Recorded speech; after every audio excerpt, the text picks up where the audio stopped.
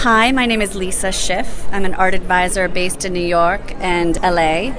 And I'm here in London at the Frieze Masters art fair at the booth of Spruth Magers gallery with the amazing Andreas Gegner, who's going to speak to you about Craig Kaufman, an artist who's since deceased, but a great artist from Los Angeles, whose work and whose estate they represent.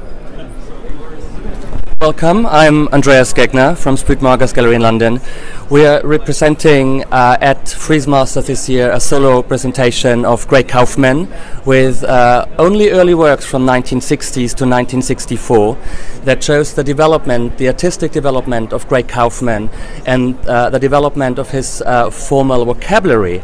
So I would like to guide you round the corner to a wall where we have a suite of drawings of Craig Kaufman dated 1960 to 1961 that very well explains how Craig Kaufman developed his formal... It's very hard to walk backwards, so you have to be my eyes.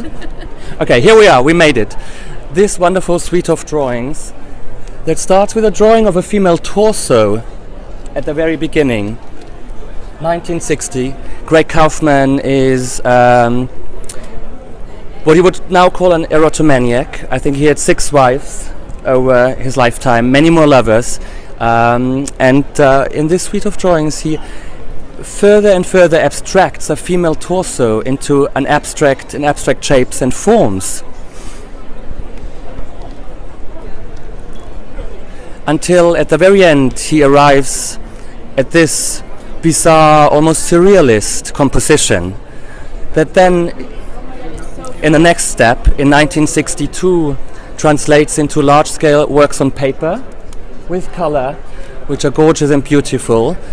But for Craig Kaufman in 1962, that's not the end of it. He wants to push the envelope further. He wants to play with light in his works. So what he does next is what we have seen in the opening shot in the next room of the exhibition. He translates these compositions onto glass.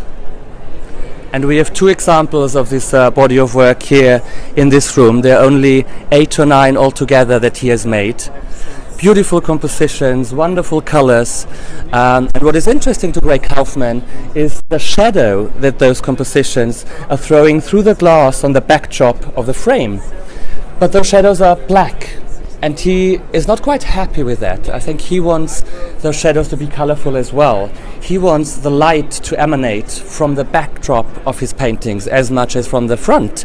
So he starts to experiment with plastic, and he finally arrives at a work in 1964 where he uses vacuum-formed plastic that's colored with the help of pigments, and it's translucent, it's transparent, and the light goes straight through it and creates a colorful shadow at the backdrop of the work.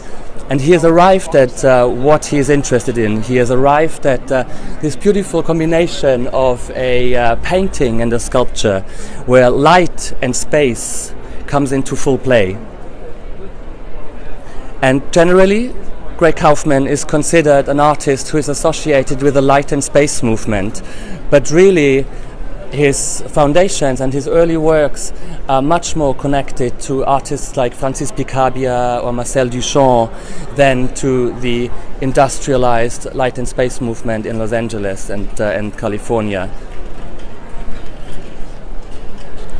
Thank you for visiting with us. Please, if you have time, come see this booth because it is exceptional and rare work by him that I have never had the opportunity to see before, and it's pretty mind-blowing.